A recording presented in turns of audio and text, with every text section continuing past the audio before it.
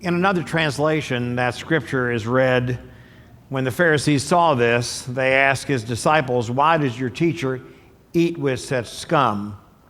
But again, Jesus, when he heard this, said, "Healthy people don't need a doctor, sick people do." Well, I am one of those people.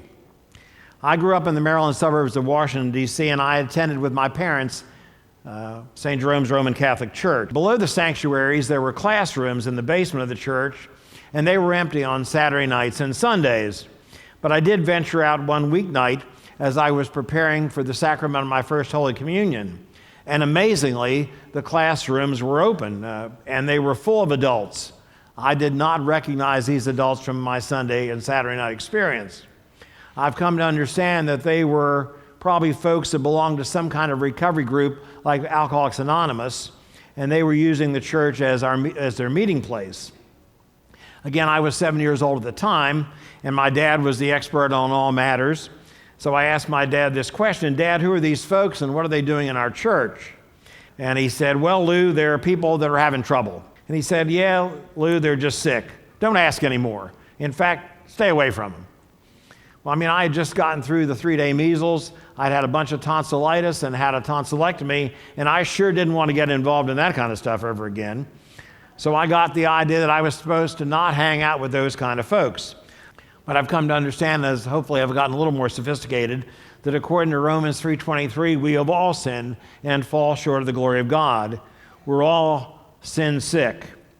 So I've come upon a paradigm shift. I've come to see that Jesus is truly the great physician, and the church really is supposed to be a hospital where Jesus works. I'm going to promote this morning that the idea that the church is a hospital, give a little bit of my testimony, and conclude with a little introduction to Celebrate Recovery, that I'm so excited that you're starting in this church, that you have a fabulous startup going on, and that just blesses my heart. And I'm so blessed to know that Pastor Estep's going to be here because he is a big proponent of Celebrate Recovery. He's going to walk into a great place. I'm going to promote the idea that Jesus is a great physician, the church is a hospital, and CR is the ER. Celebrate Recovery is the emergency room. It's a great entry point for folks who realize they have a struggle. A wise man once told me that everyone has a problem, is a problem, or has to live with a problem. We're really all broken and wounded in some fashion. We're all hurting in some way. And the question is there a safe, non-judgmental place where folks who are struggling can find unconditional love, healing, and wholeness and acceptance? Isn't that what God's plan is for us, to have that? It certainly is something we strive to do in Celebrate Recovery, and we should at the church. We have a sacred calling. We have a responsibility to go out and offer Jesus Christ and the healing that only He can offer. I want to share a little bit of my testimony, and I want to introduce myself the way that I do in Celebrate Recovery. My name is Lou Ortenzio. I'm a grateful believer in Jesus Christ, and I celebrate long-term recovery from being a physician who got addicted to seeing patients and addicted to drugs. I continue to struggle with selfishness and anxiety. Now, you all say, "Hi, Lou." I feel like I'm in a meeting. It's a great place to be. So after Gettysburg College and the University of Maryland School of Medicine, I came to Clarksburg for family practice residency training at United Hospital Center. And two of the guys that trained with me went into practice together. At the same time, we went into practice. 7 of the older guys who did general surgery, general practice, and obstetrics, they did it all. They retired, and they happily sent their patients to us. And we were far too busy from the very beginning. I would go to the hospital at 6 in the morning, round until about 10, then go to the office. I was supposed to be in the office at 9. I'd work until 9 or 10 at night, then go back to the hospital, and after midnight, I would catch up on paperwork. It was very stressful. I tried to do too much, and I would get frequent tension headaches and feel very stressed. And since the rules did not apply to me, I knew in my sample cupboard I had this new drug that had been released, and the drug companies were sampling it out through the pharmaceutical reps, Loracet or Vicodin.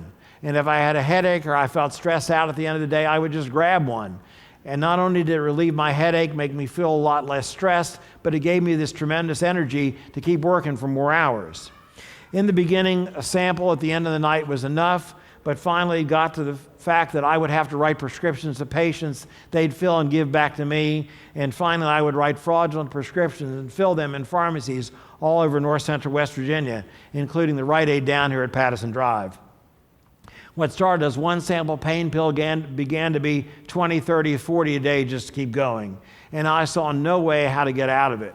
I mean, if I did not take hydrocodone, if I did not take Lorcet, I'd get sick. And I couldn't be sick because I had too many responsibilities. I had a practice to support, a family to take care of, patients who needed me, and a life to live. My marriage failed. My children were estranged. My partners who were suspicious of me put me under a great deal of pressure. I became suicidal, and I could fall asleep standing up. But I would sit in my garage at night with the engine running and the garage door closed, praying to God that he would take me out of this mess. A God I really did not know or understand. Well, God did send help. The next day, a new nurse had come to Clarksburg, and Donetta had peace and serenity about her, and I wanted what she had. The second time I met her, she said, "I prayed for you in church." She went to the altar for me. About 3 months into our relationship, she told me the good news of Jesus Christ. And about 3 months after that, better than 14 years ago, I was delivered. I gave my life to Christ, and then I was delivered from my hydrocodone addiction. This is my 14-year Celebrate Recovery coin.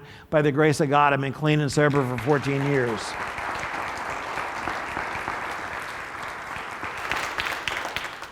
Sure is all glory to God, and it's a miracle because I tried my own power to quit more times than I could count. Donetta and I got married when I was 3 months clean. And a month after we got married, our first month of marriage, my office was raided by the Drug Task Force, the DEA, the ATF, the FBI, the OIG, and the FBI. I was convicted of drug felonies, prescription fraud, and insurance fraud. And 2 years into that investigation, at the age of 50, something I'd worked for all my life, my medical license was revoked. After my deliverance from addiction, after a survival from a critical illness, after not going to prison because I had those federal felonies, and that was a miracle, I knew that I had a call into ministry. I knew I experienced God's grace and mercy in a huge way. And I got involved in our church, and I went to Bible college at West Virginia Christian University, and I got a master's degree, and I was ordained and licensed. And then in a whole turn of events, partially mediated by the West Virginia, North Central West Virginia Emmaus community, and my walk to Emmaus, I met the director of the Clarksburg Mission, our homeless shelter and Christian community in Clarksburg.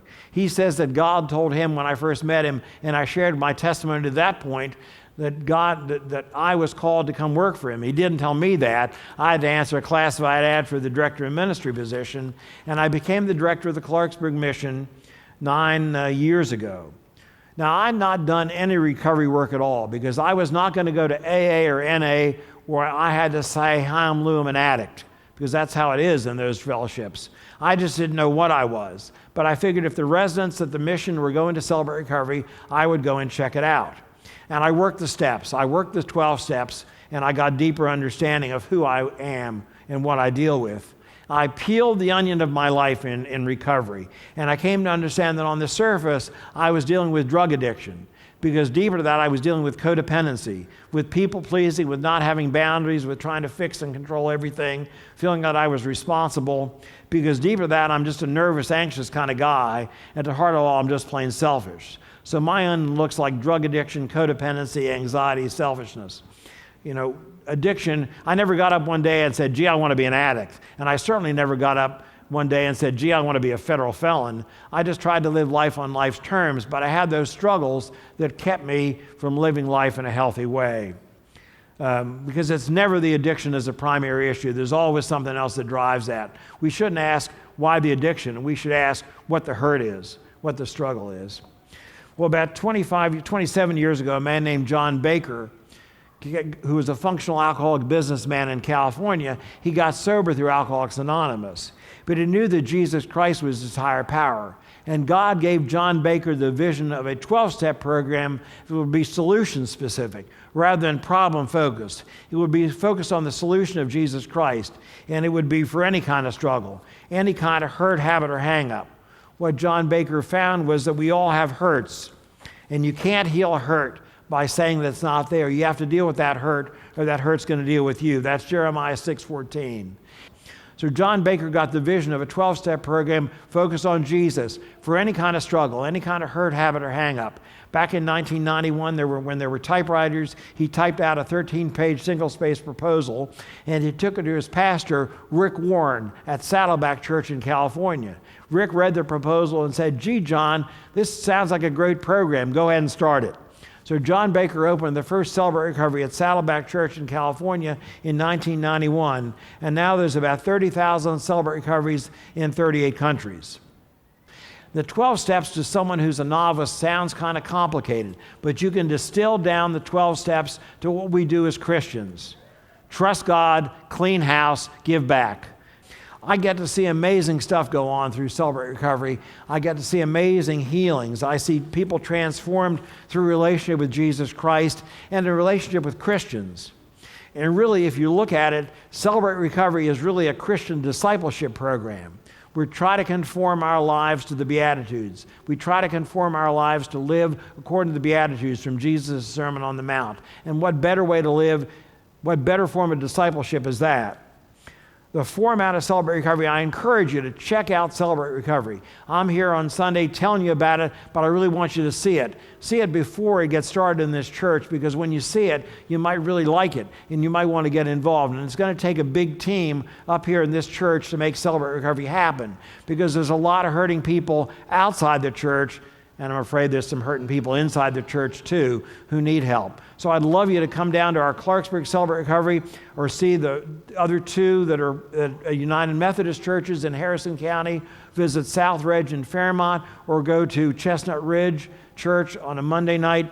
And I have to remind you that there is a responsibility for the church to step up and offer help in this opiate crisis that we have. And the opiate crisis may well be replaced by another drug crisis. Again, people are trying to fill this empty spot in their heart because of some hurt, some habit, some hang-up with drugs or chemicals or whatever it might be. And really, we have the answer in Jesus Christ that can fill that empty spot. We've got to figure that out somehow and offer that. I don't need to remind you, because I know you're informed, that we lost 844 West Virginians last year. 844 West Virginians last year to drug overdoses. And last year we lost 58,000 Americans to drug overdoses. That's more men and women that were lost in the whole Vietnam conflict. That means a lot to me in my age. But we lost 47,000 people in the Vietnam conflict that lasted 10 years. We lost that many people due to drug overdoses last year. We've got a huge problem, and the church needs to step up and do something, because we do have the answer. So I encourage you today to rethink the role of the church in our culture. Rethink your understanding of Jesus Christ as a great physician, the church as a hospital, and Celebrate Recovery at Suncrest United Methodist Church as the church hospital. CR is the ER. Thanks for letting me share.